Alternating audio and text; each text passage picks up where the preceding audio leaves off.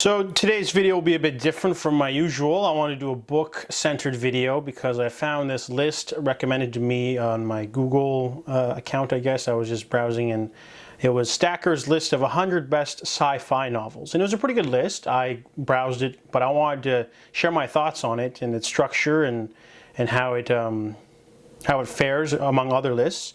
So let's begin. The list is written by Madison Schroyer. She rounded up the best sci-fi books from sources like Goodreads, Amazon, the New York Best Time Seller list, and just 100 books that have a powerful impact on readers. So I'll link the article down below, obviously. And what's really interesting is that they start the book with the list with number 1 instead of going with 100 and working your way down to the best book. So that's an interesting way to do the book immediately because they're basically saying, you know, this is the best book of all time, and then from there we'll go on. And it kind of shows that they're not messing around, because a lot of lists will start with 100 and they'll start with like 25 books that are really obscure that you've never heard of, and then work their way down to something that you probably will guess. So number 1 is Dune by Frank Herbert. They also don't do the thing where they put all of the same books in a series as different entries, which I like. They're just padding it out if you try to, there's 6 main books by Frank Herbert and more by his son. So why have like 1 to 7, or is it 1 to 6? Or why put all the entries of the series as different entries? They should all just be number 1. So number 1 is Dune, which is obviously it's the best-selling sci-fi novel. Number 2 is The Martian by Andy Weir. I've read The Martian. It's pretty good, but I'm guessing probably because it blew up. This book was self-published first until it got a wide release, so technically this is a self-published sci-fi novel. I did not know that until reading this article. All right, number 3 is Neuromancer. Yes, I've read Neuromancer. Neuromancer is not for everyone because William Gibson has some really strange prose, for one thing. It's very atmospheric and very hard to get into, but the whole trilogy, I guess, would be lumped in here, and it's has a lot of clout, so I can see why. Number 4 is The War of the Worlds by H.G. Wells. Yes, I read this one a long time ago. I read this one in high school and did a presentation on it. Yep, it's definitely up there in terms of a classic sci-fi. One of those. It's short and sweet, and it's not too. Wow, it was actually done in 1898. That's pretty early. I didn't know that. Yep, and then they did the radio play in the 30s. Number 5 is Ancillary Justice by Anne Leckie. Yep, this is another one I've heard a lot of. I think it won the Hugo, didn't it? No. Well, I don't know. But yeah, I've heard a lot of, it's her debut for one thing, so I've heard a lot of things about this book. So yeah, number 5 is a pretty good spot. Let's see. Number 6 is The Giver. I read that one in grade school by Lois Lowry. There are 4 books in this series, but they don't really mention the other 3. But yeah, I mean, I had to read it in school, so I guess it does have its sort of infamy, like 1984 or Brave New World. The Fifth Season by N.K. Jemisin. This was my favorite book of, one of my favorite books of reading last year. It's definitely up there because it's like it's got some fantasy elements, but it's more like a dystopian, grim fantasy. But it's more of a sci-fi because of the the way the world works. But I guess everything does have its sort of sci-fi touches. So definitely a good spot. Number 7. Number 8 is Ender's Game. Obviously, Ender's Game is definitely up there as one of the archetypal tentpoles of the genre, regardless of what you feel about the author's views on homosexuals. Number 9 is The Three-Body Problem by Cixin Liu.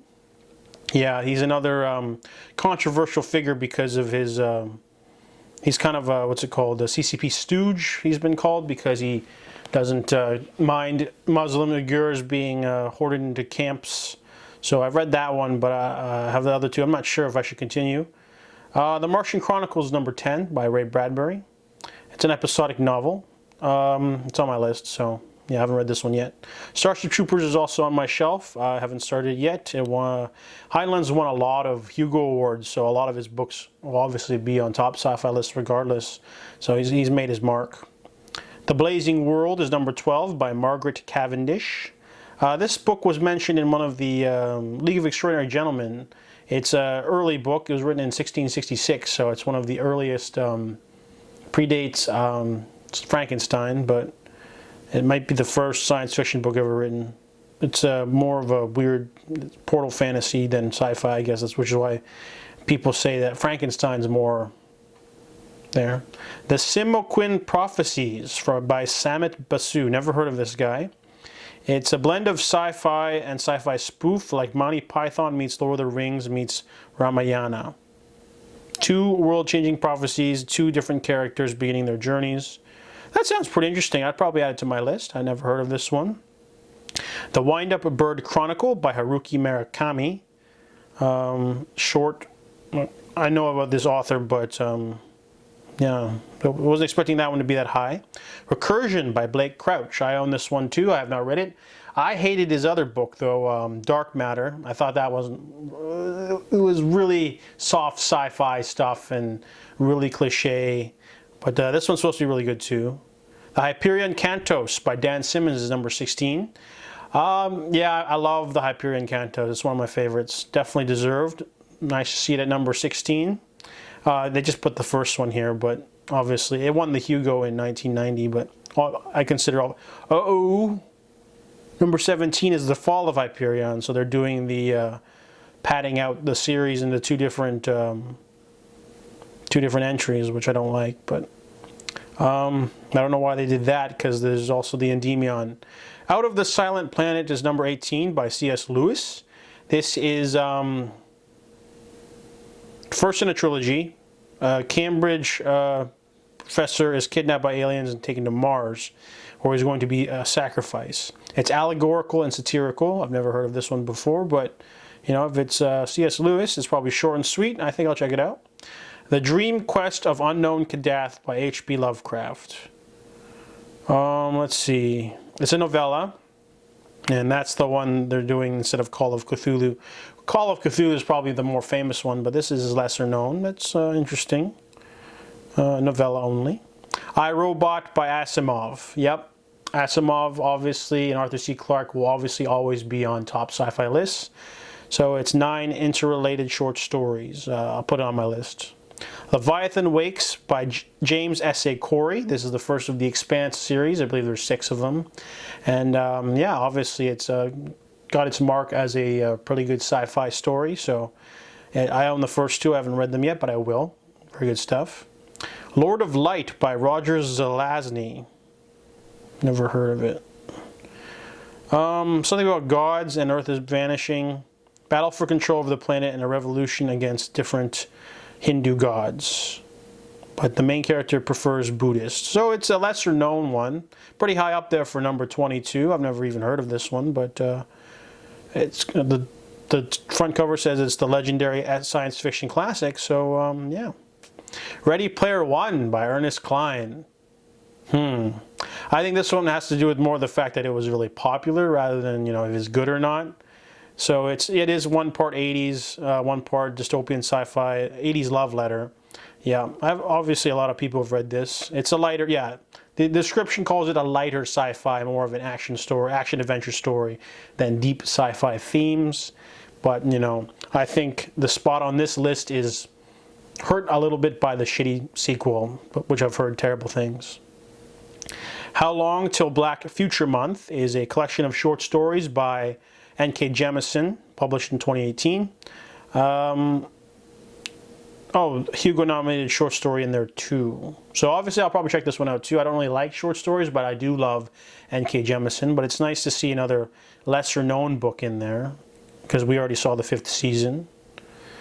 The Stars My Destination, a 1955 book by Alfred Bester, is number 25. It's a revenge tale based on the Count of Monte Cristo. A teleporter named Gully who's trying to get revenge. I never heard of it, but see, this is what I like about this list. It's got some like out there things, you know. It doesn't just say, you know, the same ones over and over. Slaughterhouse-Five by Kurt Vonnegut Jr. Yeah, another classic that's on my list. It's on my list. Obviously, I'll read it, but you know, it's definitely up there. I've heard a lot of things. Gateway by Frederick Pohl, winner of the Hugo and Nebula Awards. Let's see. Space station left behind by a long vanished alien race, written in 1977. Yeah, technology left over by another race is always a big thing. Even in fantasy, you know, they got Stargate and The Expanse. A lot of stories do that. So I'll check this one out. I'll have to add it to the list.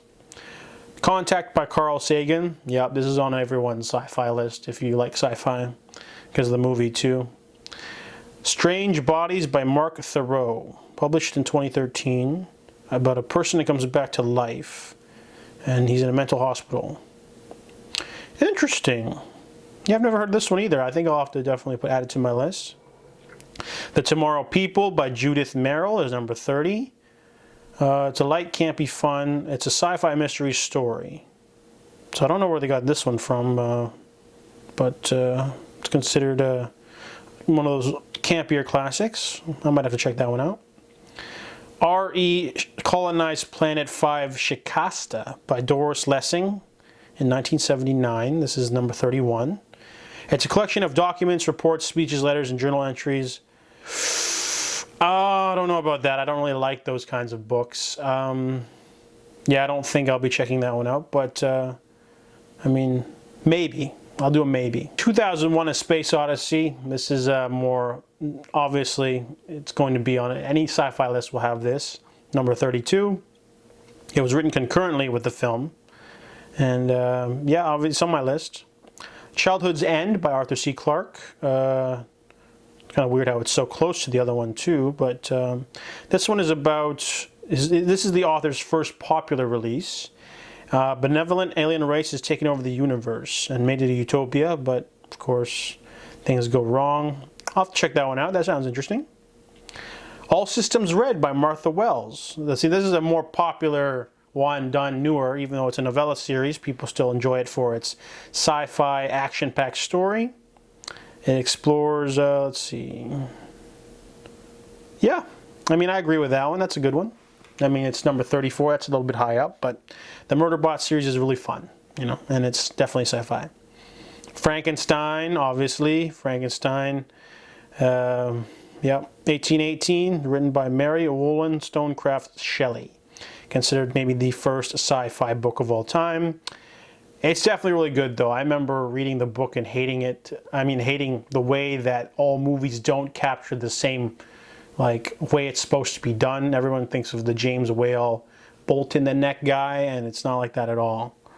Glory Road by Robert A. Heinlein is number 36. So like a fetch quest, basically, with romance and fun adventure.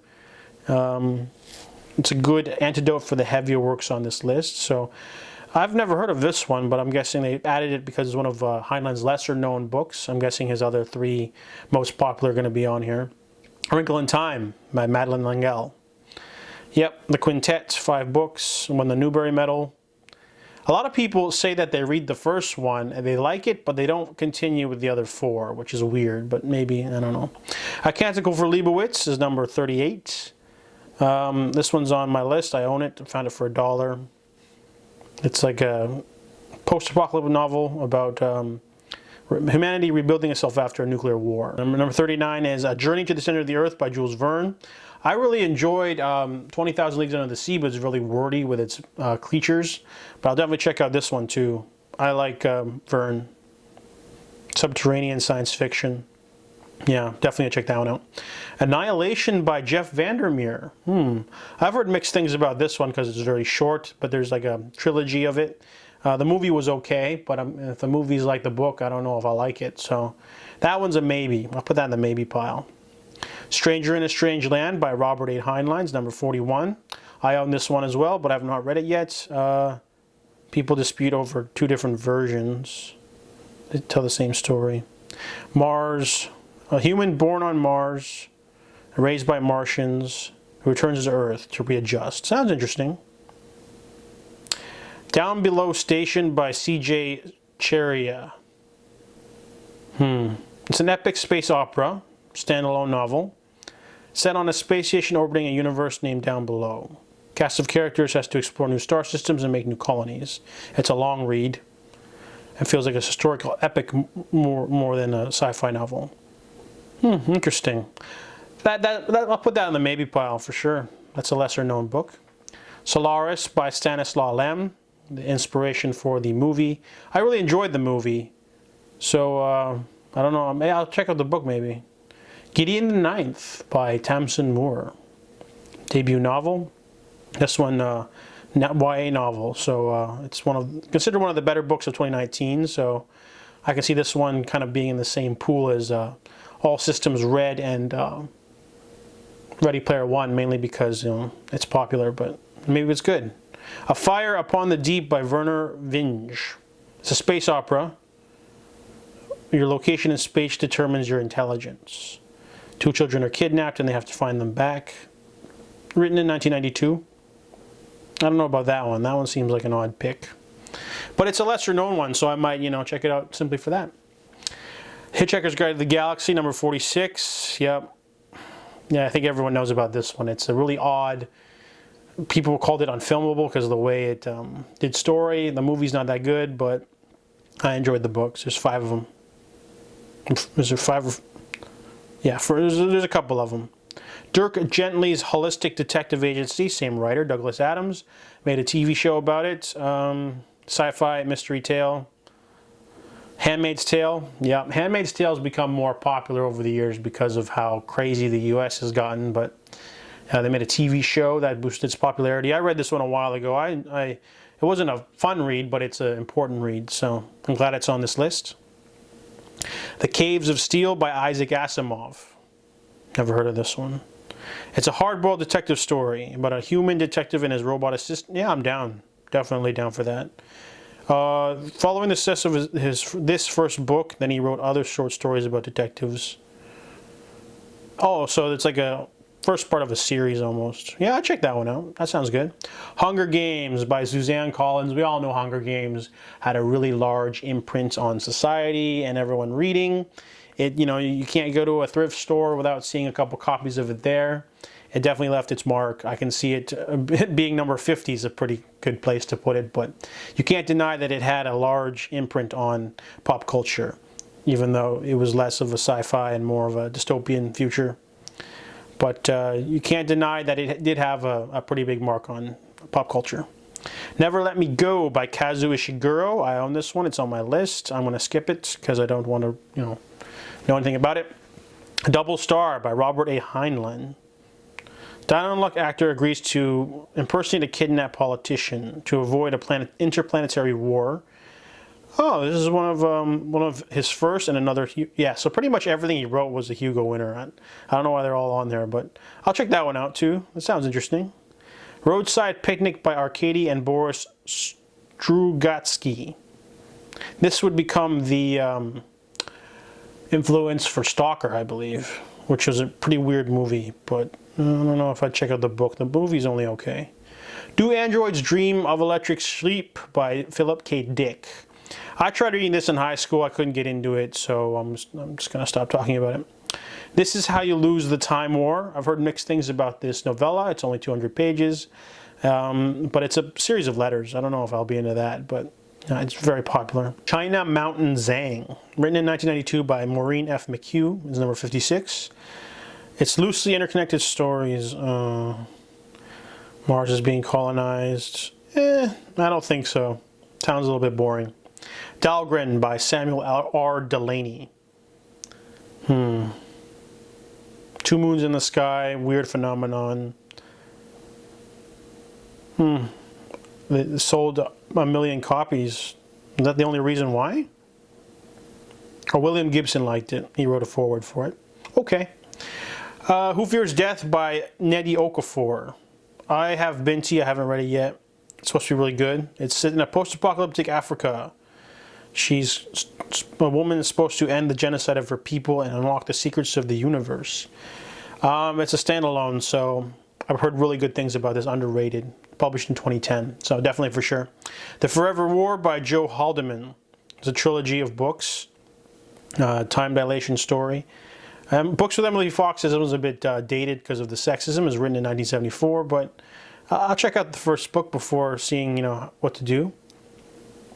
Number 60 is The Outside by Ada Hoffman, written in 2019, a newer one. Let's see. AI gods of her universe give her a choice: kill her or track down a vanished mentor. The book is a little bit Lovecraftian. That's intriguing. I'll check that one out. That one sounds good. It's a lesser known one. Altered Carbon. I heard this one's also a little bit sexist. Richard K. Morgan, they made a show of it on Netflix. I think there's a trilogy of books, so yeah, I own it. I'll read it. We'll see. Chasm City by Alistair Reynolds, written in 2001, is number 62. Let's see. Alien plague hits a utopian world. Security expert must arrive on the planet to avenge the death of his client's wife, find out the mystery of the virus, and he's also got hallucinations. That sounds pretty interesting. I think I would check that one out. The Glass Bead Game by Hermann Hesse. His final novel of the author, number 63. Very little technology involved.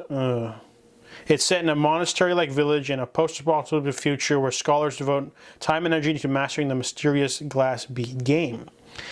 That sounds boring. Sorry, I'm not going to add that to my list. 1984, we all know 1984.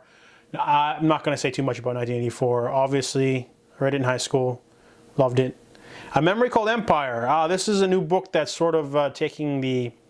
Yeah, it's a 2019 Hugo Award winner. It's a debut author novel from the author too, so it's basically like a space opera about an ambassador going to a place where her predecessor was killed, and everyone says, oh, it was an accident, but she knows that there isn't. And the sequel came out in 2020. Oh no, Memory Called Empire won the 2020 Hugo Award, and the sequel, the second one, came out in 2021. Let's see, next one is The Road to Mars by Eric Idle, written by the Monty Python guy. It's about a comedy team taking their act on the interplanetary road, and they find themselves in a terrorist plot. That sounds interesting enough. I think I'd check that one out. The Doomsday Book by Connie Willis. I've heard about this. It's a series. People were saying that like the plague stuff predicted the coronavirus, but I don't know about that. But I know of this book. I don't know if I put it on my list. The Left Hand of Darkness by Ursula K. Le Guin. This is another classic that I don't think people are surprised to see on this list. It's considered one of the most famous science fiction books ever written. Bisexual people, yeah, I own this one. I'll read it. Flowers for Algernon by Daniel Keyes is another famous sci-fi about like what is the nature of intelligence and things like that, and sentience. It's pretty good. It's really sad, but I can see why it made the list. Very nice. Rosewater by Tade Thompson. I've heard this one's very similar to Annihilation. It's about like an alien thing happening in Kenya, I believe, and a government agent trying to find out what's going on. So I'm definitely going to add this one to the list for sure. It's the first of a trilogy.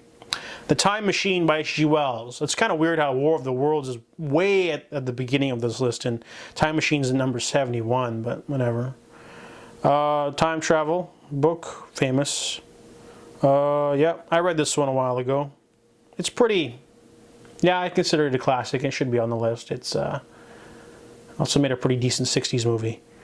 Old Man's War by John Scalzi is number 72. I've heard this one. It's basically the Ender's Game, but with an old guy. But he's got a lot of other books, and he won an award or something. So they put a little Scalzi on there, a little bit on there. The Dispossessed by Ursula K. Le Guin. Another big book. It's set in the same universe as Left Hand of Darkness. First in the chronology of her Hanish cycle. Red Mars by Kim Stanley Robinson.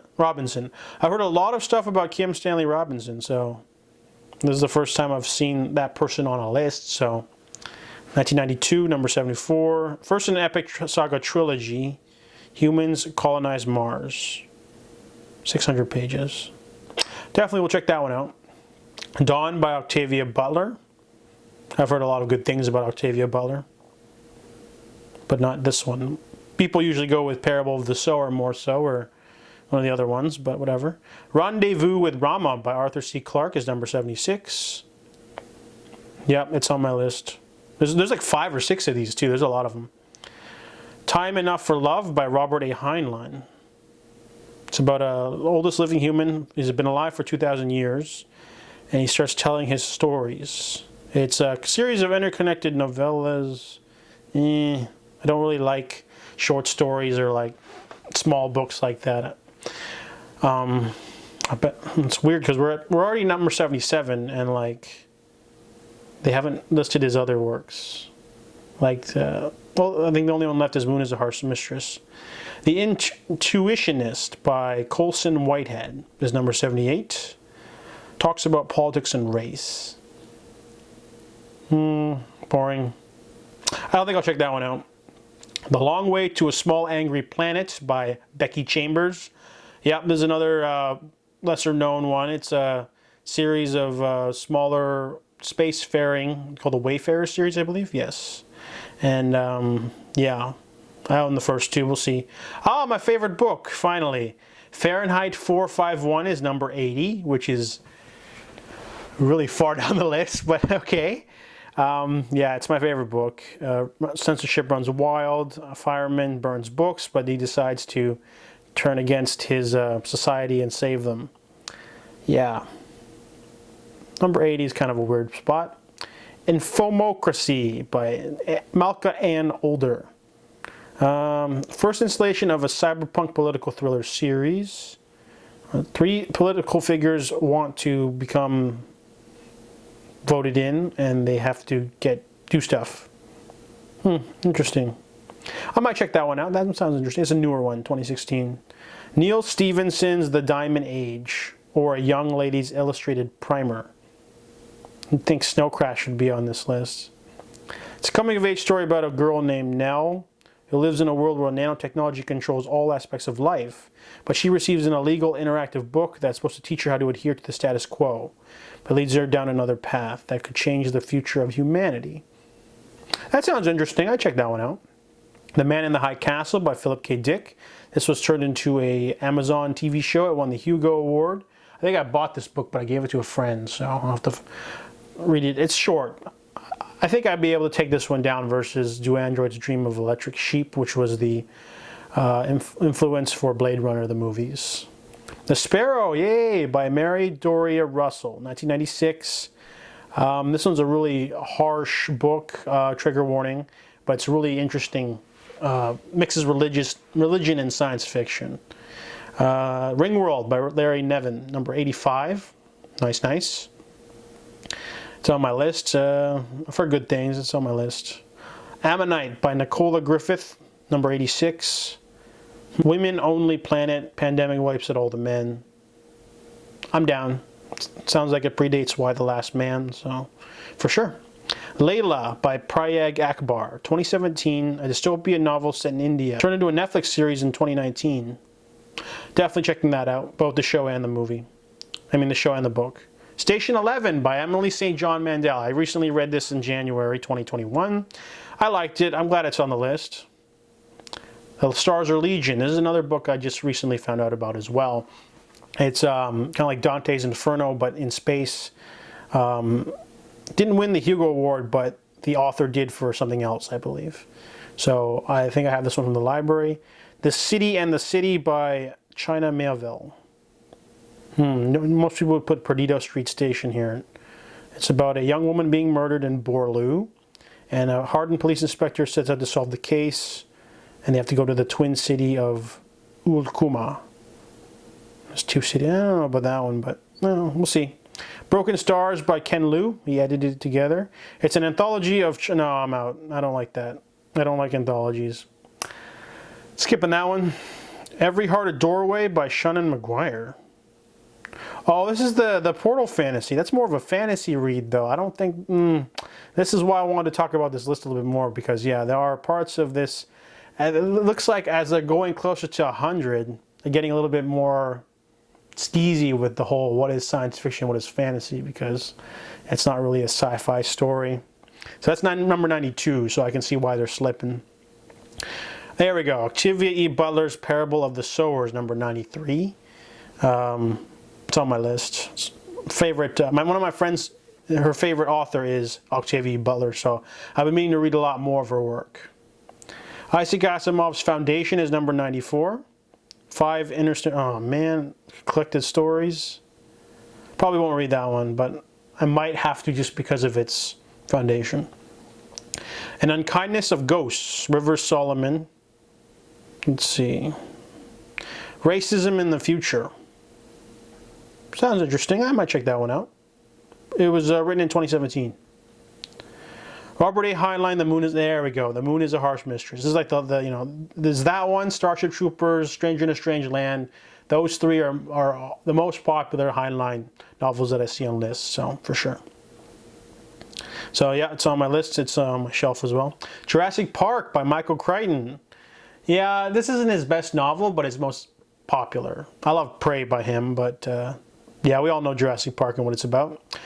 Snow Crash by Neil Stephenson's number 98. So they cut a little close there. It's his most popular book, but I hear it's not his most deep sci-fi, but I own it, and it's on my list. The Female Man by Joanna Russ is number 99. It's a feminist sci-fi novel about 4 women who cross into each other's realities. So this, oh, okay.